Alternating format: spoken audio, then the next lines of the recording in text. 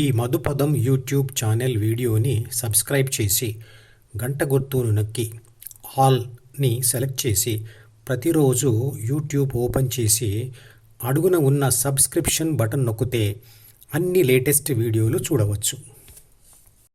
అందరి తల్లిదండ్రులు వాళ్ళ పిల్లలకి, వాళ్ళు మగపిల్లలైనా ఆడపిల్లలైనా వాళ్ళకి పెట్టిన పేర్లు వేరువేరుగా ఉన్నప్పటికీ ఆధ్యాత్మిక ప్రపంచంలో లేదా ఆధ్యాత్మిక లోకంలో మీ పేరు ఏబిసి, నా పేరు కూడా ఏబిసి, మరియు ప్రపంచంలో ఉన్న అందరి పేర్లు కూడా ఏబిసినే. పైన ఉన్న చిత్రపటం గమనించండి. మరి అందరూ ఒకే రకంగా ప్రవర్తించరు కదా.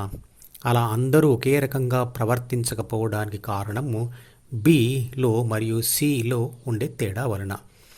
కానీ ఏ మాత్రం అందరికీ స్థిరంగా ఒకే రకంగా ఉంటుంది. మనం అంటే ఏబిసి డిలోని కోరికలతో ఏ పని చేసినా అది తన శరీర రక్షణ, పోషణ మరియు పునరుత్పత్తి పనులు లేదా వాటికి అనుబంధమైన పనులు చేయట కొరకే తప్ప ఇంకేమీ చేయలేము కూడా. డిలోని ప్రాపంచిక సమాచారం మరియు కోరికలు శక్తి తరంగాలు మాత్రమే. కానీ అవి ఉన్న డి మాత్రం మెదడులోని ఒక భౌతిక పదార్థ భాగం. డిలోని ప్రాపంచిక సమాచారం మరియు కోరికలు ఏబిసి ప్రకృతిని అనుభవించడం వల్ల జన్మించినవే.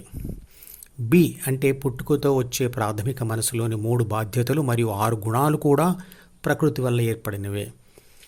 బి ప్రేరేపణతోనే ఆత్మ ద్వితీయ మనసు మరియు జ్ఞానేంద్రియాల ద్వారా ప్రాపంచిక అనుభవాల కోసం ప్రయత్నం చేస్తుంది.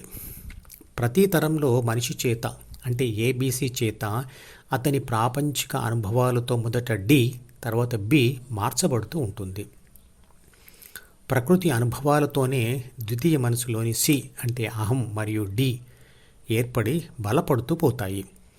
శిశువులో అహం, ప్రాపంచిక సమాచారం మరియు కోరికలు ఉండవు. ఇప్పుడు ధ్యాన సూత్రాల గురించి తెలుసుకుందాం.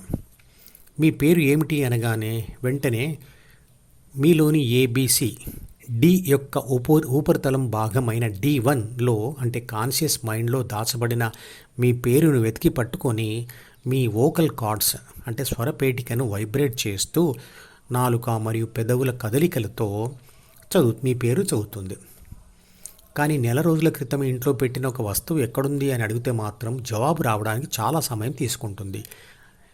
ఆ విషయం కూడా ద్వితీయ మనసు యొక్క డిలోనే రాయబడి ఉంది కదా. మరి ఎందుకు సమాధానం వెంటనే రాదు అంటే రిపీటెడ్గా యూజ్ చెయ్యని అంటే వాడని ప్రాపంచిక సమాచారం కానీ, కోరిక కానీ, పద్ధతి కానీ కొంచెంగా బలహీనపడిపోతూ D1 నుంచి జారి D2లోకి అంటే సబ్ కాన్షియస్ మైండ్లోకి అట్టడుగు పొరల్లోకి చేరుకొని అక్కడ పూర్తిగా బలహీనపడి నశిస్తుంది. దాన్నే మనం మర్చిపోవడం అంటాం. అంటే మననం చేయనిది ఏదైనా మర్చిపోవడం జరుగుతుంది.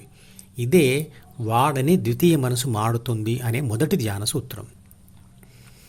మనసును అంటే డిని మాడబెట్టడం ఎందుకు అంటే ఏబిసి డిలోని కోరికల ద్వారా ప్రాపంచిక అనుభవాల కోసం ప్రయత్నం చేసినప్పుడు ప్రకృతి సహకరిస్తే గెలుపు లేదా ఓటమి కలుగుతుంది. ఏ మనిషి కూడా ఓటమిని తప్పించుకోలేడు. ఓటమి యొక్క తీవ్రత మరియు వాటి సంఖ్య ఎక్కువగా ఉంటే బాధ ఎక్కువగా ఉంటుంది. వరుసగా గెలుస్తూ పొందే సుఖాలు కూడా అత్యద్భుతమైన ధ్యాన సుఖంతో పోలిస్తే తక్కువే. ప్రపంచ సుఖాలను అనుభవించే శరీర అవయవాల సామర్థ్యం కూడా వయసుతో తగ్గిపోతూ ఉంటుంది. జీవితంలో పరాజయం, పరాభవం, కష్టాలు, నష్టాలు, ముసలితనం, ఒంటరితనం, అనారోగ్యం నిన్ను ఎవరూ తప్పించుకోలేరు. ఇక రెండవ ధ్యాన సూత్రం, డిలోని ప్రాపంచిక సమాచారం మరియు కోరికలను వాడొద్దు అంటే ఏం చేయాలి?